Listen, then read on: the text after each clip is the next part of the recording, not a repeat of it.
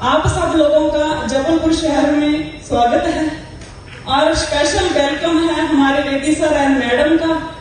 कि देखो मैं थोड़ी देर पहले मेरे दिमाग में एक बात आई थी कि मैं जब भी कहीं सेमिनार, बड़े सेमिनार में जाती हूँ, प्रमोद मुझे हमेशा बोलता था कि मैडम आप जब भी किसी बड़े सेमिनार में आती है ना, उस दिन कुछ ना कुछ एक फेस्टिवल होता है जहाँ तो भगवान का दिन होता है। तो आज मुझे बड़ी खुशी हो रही है। एक तो सोमवार है, ऊपर से श्रावण महीना और ऊपर से वेदी सर और मैम भी इसी दिन हमारे यहाँ आए। और सर ने एक आपको एक अपॉर्चुनिटी, एक बहुत अच्छा कॉन्सेप्ट और भी दिखा दिया, प्रोडक्ट भी दिखा दिया, नया नया नया, सब नया नया। तो कोई दिन ऐसा होता है कि जिस दिन किसी काम की शुरुआत की जाती है ना, तो तकरीबन वो काम है ना बहुत ही अच्छा हो जाता है। तो मुझे ना एक बहुत ग्रेटफुल फीलिंग आ रही थी वहां बैठ के। मैंने पीछे नहीं देखा कि कैसा माहौल है, मैं तो आगे बैठी थी, बट स्टेज से जो वाइब्रेशन मुझे आ रही थी ना, वो वाइब्रेशन बड़ी पॉजिटिव वाली आ रही थी। और उस वाइब्रेशन ने मुझे ने ऐसे एहसास कराया, ऐसे फील करवाया कि काम बहुत बढ़ चढ़ के चलने वाला है।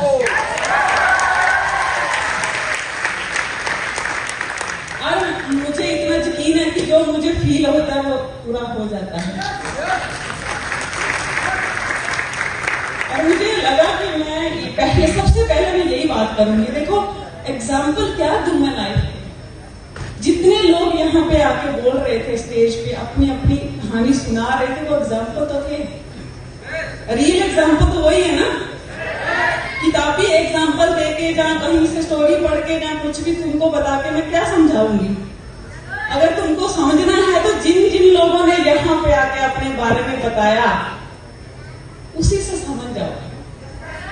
अगर नहीं समझना होगा तो जहां मर्जी चले जाओ, नहीं समझ में आएगा। कल मैंने लाइव सेशन में भी एक चीज बोली थी ना कि जिसको प्लान समझ में आ गया उसके ऊपर भगवान की कृपा है, और जिसको नहीं आया फिर वो उसको कुछ भी नहीं आ सकता, उसको कहीं से कृपा नहीं आ सकती। यस, 21 साल से हमने नेटवर्क मार्केटिंग में कदम रखा है। 21 ईयर बहुत बड़े होते हैं, क्योंकि 20 साल के जब मैं 20 साल की हुई थी ना, 21वां मेरा रनिंग हुआ तो मेरी शादी हो गई थी। तो मतलब एक जवान लड़की के बराबर है 21 वर्ष। यस, तो 21 साल का तजुर्बा लाइफ में। देखो जब शुरुआत की थी ना, जब मैंने सर को बोला था कि हमें नेटवर्क मार्केटिंग करना है, तो सर ने मुझे कहा था कि तेरा दिमाग खराब हो गया, ऐसे काम नहीं चलते हैं। तो मैंने जैसे आपको स्टार्टिंग में बोला कि जिस काम को मैं पकड़ लेती हूँ ना, जब तक वो जड़ से मेरे हाथ में नहीं आ जाता तब तक मैं छोड़ती नहीं हूँ उसको। मैंने जिद पकड़ ली, मैंने कुछ भी करो काम तो करना ही पड़ेगा। मुझे बोलते क्यों मैं काम नहीं करता, मैं को विला बैठा हूं। मैंने बोला काम तो आप बहुत करते हैं, पैसे भी कमाते हैं, ऐसा नहीं है कि आप पैसे नहीं कमा रहे या मेरा भरण पोषण नहीं कर पा रहे, ऐसा नहीं है। पर आप जिस काम के लिए बने हैं ना, जो मुझे फीलिंग आती है ना आपके पास बैठ के, वो वाला काम आप नहीं करते हैं। मुझे बोलते वो कैसे? मैंने बोला बातें जिस तरीके की करते हो वो तो नेटवर्क मार्केटिंग वाले लोग करते हैं, और आप काम क्या करते हो? आप तो गैरेज संभालते हो। आपकी पर्सनैलिटी कुछ और बोलती है और आप करते कुछ और हो। मैं चाहती हूं कि आपकी पर्सनैलिटी डेवलप हो। हम एक किराए के मकान में रहते थे गुजरात में। जब मैं नई नई शादी करके सर के साथ आई थी, किराए का मकान था, एक रूम और एक किचन, 2-4 बर्तन थे, एक खटिया था, एक चद्दर, एक तकिया, मतलब एक सिंगल पर्सन का सामान था। तो जब एक और ऐड होता है सामान डबल होना चाहिए, कुछ भी नहीं था। तो जब मैं आई तो 2-4 बर्तन, वो केरोसिन तेल वाला स्टोव, पंप मार के नहीं चलाते थे, वो वाला, उस पे मैं खाना बनाती थी। भगवान की दया से रंग बड़ा गोरा था और गुजरात की गर्मी ऐसे पिघला देती थी। तो जब मैं स्टोव पे खाना बनाती थी ना, तो मुझे ऐसा लगता था कि मेरी चमड़ी जल जाएगी उसके सेक से। पर कभी मन में ऐसे विचार नहीं आया कि यार मैं कहाँ थी, मैं कहाँ आ गई, कौन सी लाइफ में आ गई। मैं तो शादी करके तो लोग सुखी होते हैं, मेरा तो उल्टा हो गया। मुझे ऐसा लग रहा था कि मेरी जिंदगी में दुख आ रहे हैं, पर मैंने कभी ऐसे मतलब किसी को फील नहीं होने दिया कि मुझे इन सब चीजों से तकलीफ हो रही है। मैंने कभी सर को भी शिकायत नहीं की। पर जब मैं बीमार हुई, साहिल छोटा था मेरा बेटा, बड़ा वाला 1.5 साल का था, इतनी ज्यादा बीमार हुई, मतलब मरने जैसी हो गई। आपने कश्मीर की लड़की देखी? कश्मीर की लड़की देखी? कश्मीर वाली लड़कियां कैसी होती हैं? और गोरी गोरी लाल लाल होती हैं, ऐसी वाली थी मैं। और जब मैं बीमार हुई, मैं कैसी वाली हो गई पता? वो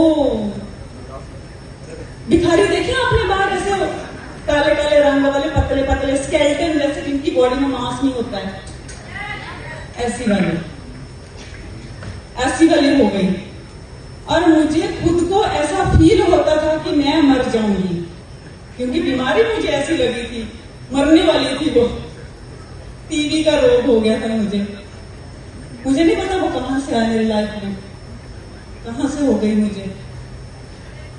और जब मैं साहिल की तरफ देखती हूँ ना, तो मुझे ऐसा लगता है कि यार हस्बैंड तो जवान है, लड़का है, अभी 26-27 साल उम्र है, शादी दूसरी कर लेगा और मिल जाएगी शायद।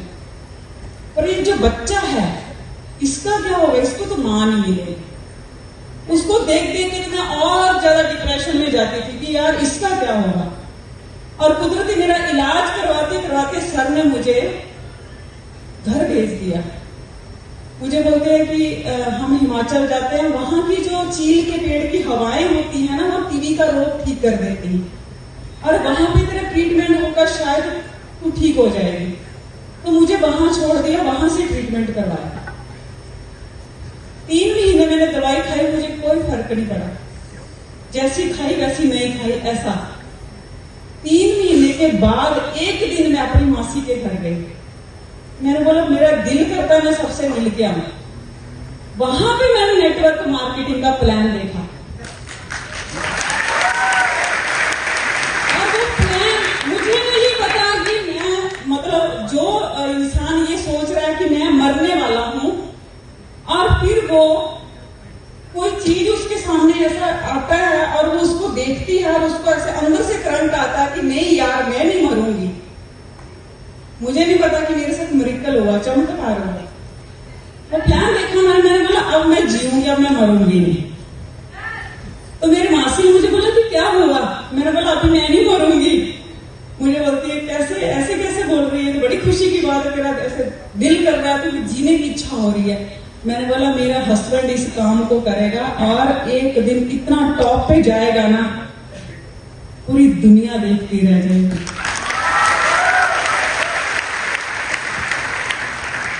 प्लान देख के जब मैंने सर को बताया ना कि ये काम करना है, सर ने बोला कि दवाई खा खा के दिमाग खराब हो गया, तेरा पागल हो गई है तू, ऐसे काम नहीं चलते हैं।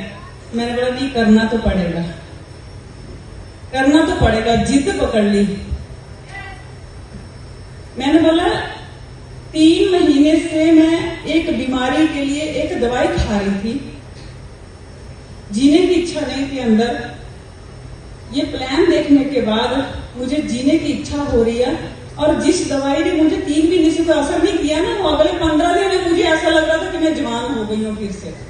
मेरा रंग रूप बदलने लग गया, मुझे ताकत आने लगी अपने अंदर, मेरी दवाई वो मुझे गुण कर रही थी।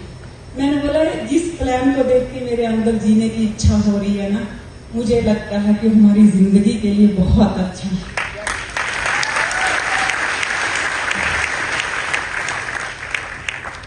बड़ी मुश्किल से सर को मनाया है मैंने। लोग तो मार्केट में जाते हैं ना, एक बार दिखाते हैं ये हमारा प्रोडक्ट है, ले लो बहुत अच्छा है। लोग बोलते हैं यार दुनिया भर के प्रोडक्ट है मार्केट में, ये क्यों लेना है, तो वापिस आ जाते हैं। मैंने कम से कम 20 बार प्लान दिखाया होगा अपने ही हस्बैंड को, 20 बार, घर वाले बंदे को, तो बाहर वालों को कितनी बार दिखाना पड़ेगा, ये सोचना आपका काम है। हार नहीं मानी, काम पे लग गए। ऐसे ऐसे मोड़ आए लाइफ में कि घर में पैसा नहीं बचा, जो भी जमा पूंजी थी सब खत्म हो गई, काम में लगा दी। गैरेज का काम करते थे वो भी बंद कर दिया, क्योंकि 2 नाव पे सवार थे ना, नेटवर्क मार्केटिंग और गैरेज। और जब तक दोनों काम कर रहे थे तो पैसा नहीं आ रहा था, एक को तो बंद करना था ना। तो हालातों से मजबूर होके सोचा कि नहीं, नेटवर्क मार्केटिंग बंद कर देते हैं। तब भी मैंने एक ही चीज बोली, नहीं, मेरी जिंदगी के लिए नेटवर्क मार्केटिंग करनी है, गैरेज बंद कर देंगे। तो उस काम को इतना पीक पे लेके गए,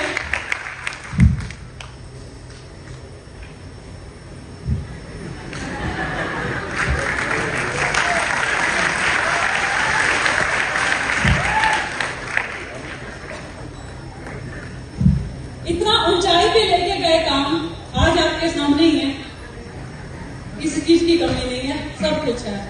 किराए के मकान पे थे, अपना घर है, गाड़ी है, बच्चे अच्छे स्कूल कॉलेज में पढ़ रहे हैं, सब कुछ अच्छा है। और सबसे अच्छी बात क्या है कि हमारे पास इतनी अच्छी टीम है यार।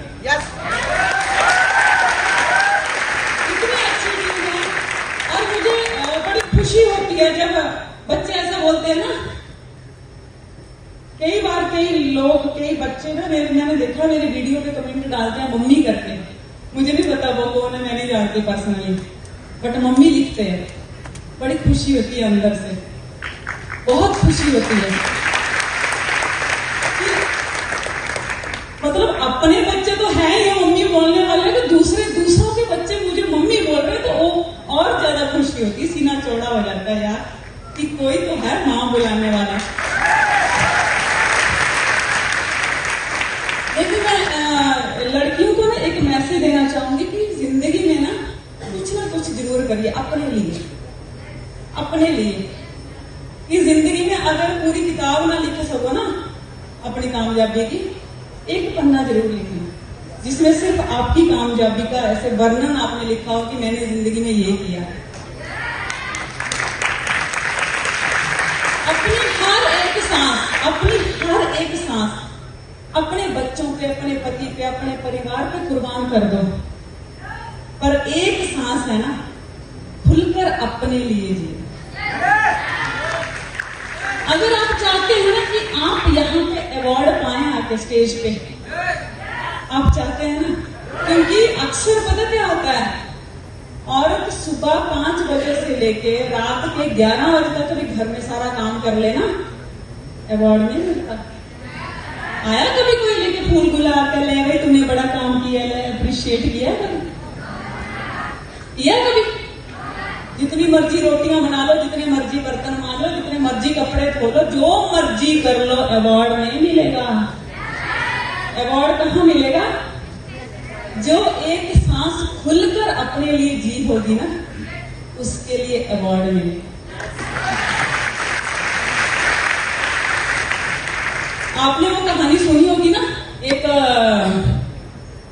बार एक शिकारी ने जंगल में चिड़ियों के ऊपर जाल डाल दिया, तो सारी चिड़ियां फंस गई थी, उड़ नहीं पा रही थी। तो क्या किया था, सबने इकट्ठे होके मिलके वो जाल उठा के ले गई थी ना। ऐसी ताकत भरनी अपने अंदर, और आपको भी ऐसे ही करना जैसे उन चिड़ियों ने किया था। अपने साथ उन महिलाओं को लेकर चलना है जो जिंदगी में कुछ करना चाहती हैं, अपना नाम बनाना चाहती हैं। लेकर चलेंगे ना? कमिटमेंट, उनसे कुछ करवाना है।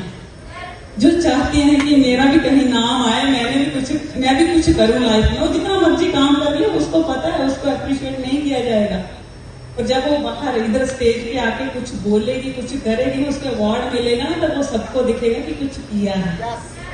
यस मैं ना आपको एक स्टोरी के जरिए बताना चाहूंगी। एक बार पता क्या होता है, एक बार माता पार्वती ने शिव शंकर भोले भगवान जी को पूछा, आपने चंड और मुंड का नाम सुना होगा ना, माता ने उनका वध किया था। तो चंड और मुंड के ऊपर ही ऐसे डिस्कशन चल रही थी, दोनों हस्बैंड वाइफ में।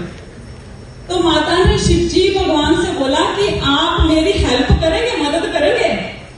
अगर आपकी पत्नी संकट में आती है, अगर उसको मदद की जरूरत पड़ती है, तो क्या आप मेरी मदद करेंगे? तो शंकर भगवान ने जवाब पता क्या दिया था कि हे पार्वती, तुम खुद आदि शक्ति हो, पूरे ब्रह्मांड की शक्ति तुम्हारे अंदर है, तुम्हें मदद की क्या जरूरत है? जब राजा मैदान में युद्ध लड़ने जाते हैं ना, तो तुम्हें ध्याते में तुम्हारा नाम लेते हैं, तुम्हारे अगर आगे प्रार्थना करते हैं, तुमसे शक्ति मांगते हैं युद्ध जीतने के लिए। जब एक सैनिक युद्ध के लिए तैयार होता है ना, वो भी तुम्हारे आगे माथा टेकता है कि मैं जंग जीत कर आऊं। दुनिया का हर एक व्यक्ति जिसके अंदर तुम शक्ति के रूप में विराजमान हो, अगर तुम किसी के अंदर नहीं हो तो वो जिंदा नहीं है। तुम्हारे खुद के अंदर इतनी शक्ति है और तुम्हें एक पुरुष का सहारा क्यों चाहिए?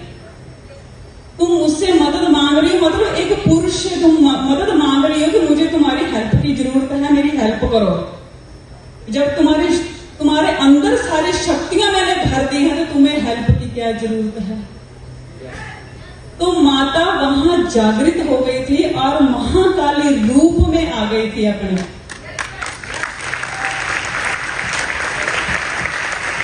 और औरत का एक दूसरा रूप और होता है।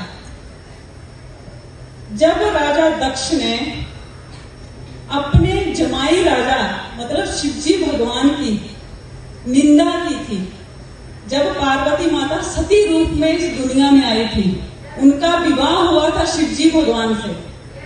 तो जब सती माता मायके में गई हुई थी, उनके घर में प्रोग्राम था, तो शंकर भगवान को इन्विटेशन नहीं दिया गया था, क्योंकि सती माता के जो पिता थे ना, वो शिवजी भगवान से नफरत करते थे, उनको नहीं मानते थे, दक्ष।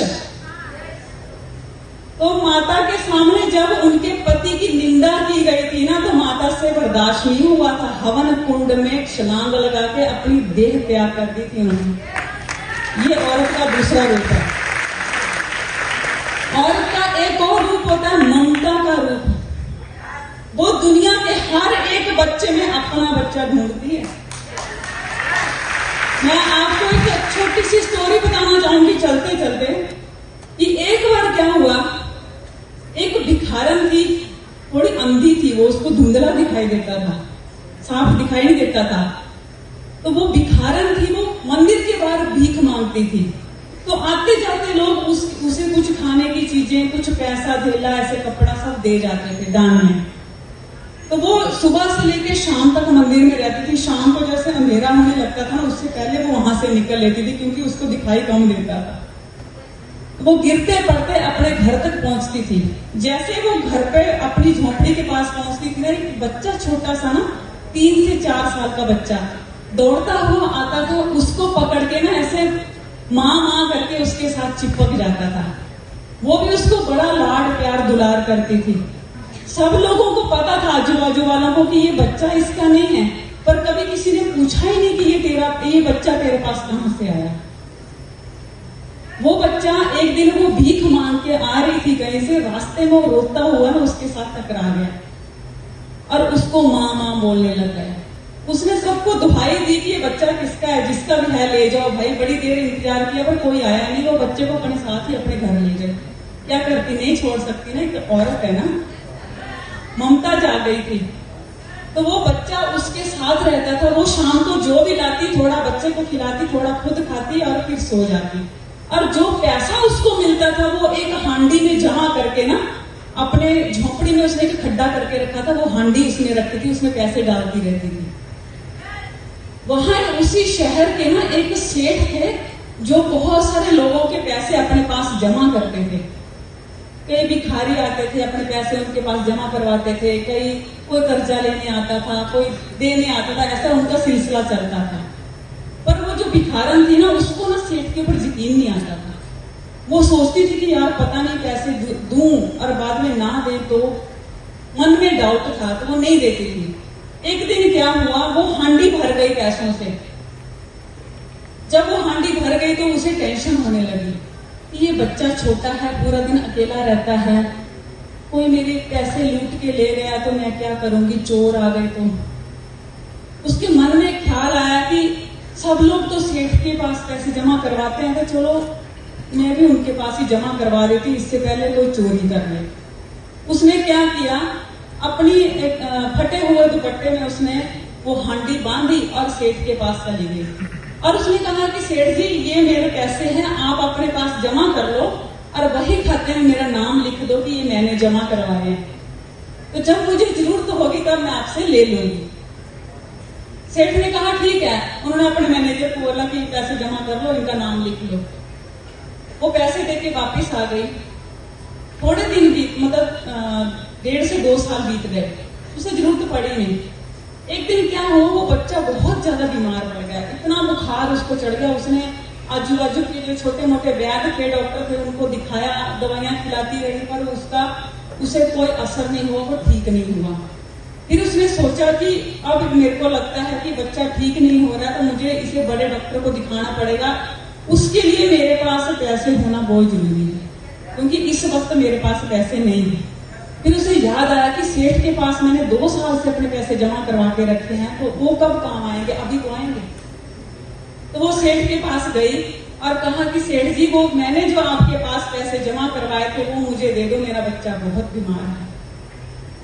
तो सेठ ने कहा कि कौन से पैसे, मेरे पास तुम्हारे कोई पैसे नहीं है, चल भिखारी कहीं की, ऐसे भीख मांगने आ जाते हैं कहीं से। ऐसे उसको डांटा। उसने कहा सेठ जी, ऐसा अन्याय मत करो, मेरा बच्चा बहुत बीमार है, अगर उसका सही टाइम पे इलाज नहीं हुआ तो वो मर जाएगा। तो सेठ ने कहा कि नहीं, मेरे पास तुम्हारे कोई पैसे नहीं है। उसने दुहाई दी, बहुत ऐसे मिन्नतें की। तो सेठ ने बोला कि मैंने मैनेजर को कि देखना इसका बड़ी खाते में कहीं नाम है, तो उसको थोड़ी शांति आई कि अगर ऐसा बोल दिया तो मेरा नाम तो लिखा ही है, तो उधर पता चल जाएगा। थोड़ी देर में मैनेजर बोलता है कि इस नाम की कोई औरत के पैसे यहाँ पे जमा नहीं है। उसने भी मना कर दिया। अब ये बेचारी बड़े उनके सामने घुटने टेक रही है, पर उन्होंने कुछ नहीं दिया और धक्के मार के घर से बाहर निकाल दिया। अब वो रोती रोती भगवान का नाम लेती लेती जा रही कि कितना बेईमान इंसान है, मेरी भीख की कमाई है, मेरी भीख की कमाई है, मैंने पाई पाई जोड़ी है और ये मेरे पैसे खा गया। भगवान को बोल रही है, दुहाई दे रही है, उसको गालियां दे रही है, क्या करे, माँ है ना। घर चली गई। 2-3 दिन उसने इंतजार किया, बच्चे को छोटा मोटा कुछ करती रही, पर वो ठीक नहीं हुआ। अंत में उसने क्या किया, उस बच्चे को उठाया अपनी गोद में और सेठ के दरवाजे पे जाके बैठ गई कि अब जो होगा वो देखा जाएगा, अब मैं यहां से हिलने वाली नहीं। जिद करके वहां बैठ गई। बड़ी देर तक कोई बाहर आया नहीं देखने के लिए। थोड़ी देर के बाद एक नौकर आया। नौकर ने उसको बाहर बैठे हुए देखा। उसने सेठ को अंदर जाके बोला कि बाहर एक भिखारिन बैठी है, वो शायद पैसे मांग रही है, कोई उसके पैसे आपके पास जमा है। सेठ ने बोला कि जाओ, नौकरों को बोला कि जाओ उसको भगा दो यहाँ से, ऐसे फालतू में आ जाते हैं। नौकर आए, उसको भगाने लगे, गालियां दी, मारने की धमकी दी, पर वो वहां से नहीं उठी। बोलती आज मैं यहां से नहीं जाऊंगी, पैसे लेकर ही जाऊंगी। आज सवाल मेरा नहीं, आज सवाल मेरे बच्चे का है। अब क्या हुआ, सारे जतन सेठ ने करके देख लिया। अब सेठ खुद बाहर आया। उस भिखारी को वहां गेट पर बैठे हुए देखा, उसकी गोद में बच्चा। वो तो अंधी थी, उसको दिखता कम था। सेठ की जैसे ही नजर बच्चे के ऊपर पड़ी, एकदम इतना सुंदर बच्चा, उसकी नजर पड़ी तो ऐसे बड़ा ध्यान से देखता है उसको। पास में जाके तो उसको याद आया कि यार ये बच्चा तो मेरे मोहन जैसा दिखता है। अब सेठ के अंदर ममता जाग गई। उसने देखा कि बचपन में मेरा बच्चा जो 5 साल पहले गुम हुआ था, आज अगर वो होता वो भी कितना ही बड़ा होता। और उसने शक्ल पहचानी, उसको याद आया कि उसकी जांघ पे एक निशान था बचपन के टाइम। मैं देखता हूँ इसकी जांघ के ऊपर निशान है कि नहीं है। सेठ ने उसकी टांग ऐसे सीधी करके देखी तो वहीं वो निशान था जो उसके बच्चे की टांग पे था। अब सेठ को पूरा यकीन हो गया ये बच्चा मेरा, क्योंकि भिखारिन के साथ तो उसकी शक्ल मिलती नहीं थी ना। उसने बच्चा उस भिखारिन से लिया और अपने गले से लगा लिया और नौकरों को ऑर्डर दिया कि फटाफट डॉक्टरों की टीम बुलाई जाए और बच्चे का ट्रीटमेंट चालू करवाया जाए। और भिखारिन को कुछ समझ नहीं आया। उसने बोला कि अच्छा, पहले मेरे पैसे छीन लिए, अब मेरा बच्चा भी छीन रहे हो। सेठ बोलता कि ये बच्चा तेरा नहीं, ये बच्चा मेरा है। 5 साल पहले ये बच्चा मेले में खो गया था, इसलिए आज मुझे ये मिला है तो मैं इसका ट्रीटमेंट करवा रहा हूं। बोलती अच्छा, अगर बच्चा तेरा है तो तू इसका ट्रीटमेंट करवा रहा है, अगर मेरा होता तो मर जाने देता। बोलता है तेरी बातों का जवाब नहीं है मेरे पास, मेरे को इसका इलाज करवाना है। डॉक्टर आए, बच्चे का इलाज शुरू हो गया। थोड़ी ही देर में उसका बुखार उतरने लगा। वो भिखारिन काफी देर बैठी रही, कोई बाहर नहीं निकला, वो उठ के चली गई। अब उसे ऐसा लगा कि अभी सेठ का बच्चा है, मेरा तो वैसे भी था ही नहीं। वो मेरे साथ टकरा गया था। मैंने उसका पालन पोषण जब तक मेरे से हुआ मैंने कर दिया। वो ये मायूस होके वहां से चली गई। अब बच्चे का ट्रीटमेंट जैसे शुरू हुआ, उसका बुखार उतरा और जैसे ही वो बुखार में से जागा तो उसने माँ माँ करके बुलाना शुरू कर दिया। तो सबको देख रहा है आंखें खोल के, पर सब पराये लोग नजर आ रहे हैं, माँ नजर नहीं आ रही है। फिर से उसने आंखें बंद कर ली और फिर से उसको इतना बुखार चढ़ गया कि तब से मस नहीं हो रहा है, बुखार उतर नहीं रहा है। 2 से 3 दिन बीत गए, बहुत इलाज किया, वो माँ माँ की रट लगाए रहता है और बुखार उसका चढ़ता ही रहता है। सेठ हार गया। उसने बोला नौकरों को कि देखो यार, बाहर वो भिखारिन बैठी है कि नहीं बैठी है, उसको बुला लो अंदर। बाहर जाके देखा, बाहर कोई नहीं है। जब पता लगाया गया कि वो शहर के बाहर एक झोंपड़ी में रहती है, तो सेठ ने क्या किया, उसके जो पैसे थे ना एक थैली में भरे और उसको लेने के लिए गया। और वहां पे जाके क्या देखता है, झोंपड़ी में एक फटी हुई चटाई पड़ी हुई है, फटे पुराने कपड़ों में ना वो औरत वहां बैठी हुई है और आंखों से उसके आंसू बह रही है, रो रही है। और सेठ उसके पास गया, थैली रख दी वहां पे, और जैसे उसके हाथ को हाथ लगाया ना, तो वो इतनी तप रही थी जैसे दुनिया का पूरा बुखार उसके अंदर आ गया है। बच्चे को बुखार था तो उस मां को भी बुखार चढ़ गया। तो सेठ बोलता है कि तू मेरे पास एक दिन भिखारी बन के आई थी, आज मैं तेरे पास भिखारी बन के आया हूं। आज भिखारी तू नहीं है, तू दाता है, मैं भिखारी हूं। मेरे बच्चे की जिंदगी मेरी झोली में डाल दे, मेरा बच्चा बहुत बीमार है, अगर तू आज मेरे साथ नहीं चलेगी तो वो मर जाएगा। उसने कहा मैं नहीं जाऊंगी। बोलते तुझे तेरी ममता का वास्ता, चल मेरा नहीं तेरे बच्चे को बचा ले, चल मेरे साथ। उसने कहा कि ये थैली में क्या लेके आए हो? बोलते ये तेरी जमा पूंजी है जो तूने मेरे पास रखी थी। बोलते ये देख, मुझे इस पूंजी से कोई लेना देना नहीं है, ये पूंजी मैंने तेरे मोहन के लिए जमा की थी, जब वो बड़ा होगा उसके काम आएगी, मुझे इससे कोई काम नहीं है। वो भिखारी, उसको जो ममता का वास्ता दिया गया, बच्चे का वास्ता दिया गया, वो उसके साथ चल पड़ी। और जैसे ही वो बच्चे के पास पहुंची, बच्चे के सिर पे हाथ रखा, बच्चे ने तुरंत माँ को फील किया, आंखें खोली और उसकी शक्ल देखी, बोला माँ तू आ गई। इतना कहते ही उसका बुखार कहाँ गया कोई पता नहीं, एकदम से तंदुरुस्त हो गया। और वो भिखारन फिर हाथ जोड़ के वापिस अपने घर चले गया और बच्चा तंदुरुस्त हो गया। देखो मेरा इस स्टोरी का कहने का मतलब ये है कि बच्चा वो भिखारन का था ही नहीं, फिर भी उसकी वो ममता थी ना, उसके लिए कितनी थी, एक सगे बच्चे के लिए भी नहीं होती थी, उसके लिए थी। आज आपकी अपलाइन, आपकी जो अपलाइन है ना, वो आपके लिए एक माँ का रूप है। मैं सभी अपलाइन को, जितने भी सीनियर हैं, जितने भी लोग अपलाइन में काम कर रहे हैं, उनको यही कहना चाहूंगी कि बच्चा चाहे किसी का भी हो, माँ बनकर पालन पोषण करना। माँ जैसा प्यार करना। जब आप बच्चों को माँ जैसा प्यार दोगे ना, तो वो बच्चे बोलते हैं ना कि प्यार में तो इतनी ताकत है कि दुनिया को जीत लेंगे। यस, तो माँ जैसा प्यार करना, अपनी टीम को, अपनी डाउनलाइन को, सबको माँ जैसा प्यार देना, है ना स्टोरी अच्छी?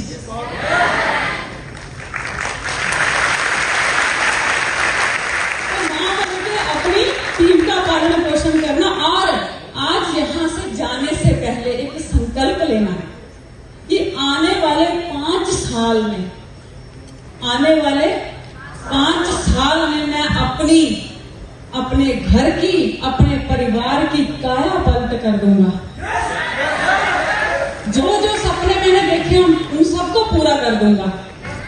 यस, जब आप एक दृढ़ संकल्प के साथ यहाँ से बाहर निकलोगे ना, तो दुनिया की कोई भी बाधा, कोई भी रुकावट आपको रोक नहीं सकती। यस, संकल्प में बहुत शक्ति होती है, संकल्प लेके जाना और माँ बनकर अपने बच्चों का पालन पोषण करना। यस, और लास्ट में इतना कहना चाहूंगी कि देखो, एक झरना होता है ना, जब वो संकल्प कर लेता है ना, तो पत्थरों को फाड़ कर बाहर निकल आता है। जब एक बीज धरती में जाके उगने की ठान लेता है ना, उगने का संकल्प ले लेता है कि मुझे उगना है, तो जमीन चाहे पथरीली हो, वो उन पत्थरों को तोड़कर बाहर आ जाता है। संकल्प में वो शक्ति, संकल्प लेना। यस, कहते हैं ना कि संकल्पों की जमीनें 1000 नहीं मिलती, संकल्पों की जमीनें 1000 नहीं मिलती, एकाग्रता की मजबूत ईंट बार बार नहीं मिलती। मेहनत की नींव पर खड़े होते हैं सपनों के स्तंभ। सफलता की इमारतें कभी भी बनी बनाई नहीं मिलती।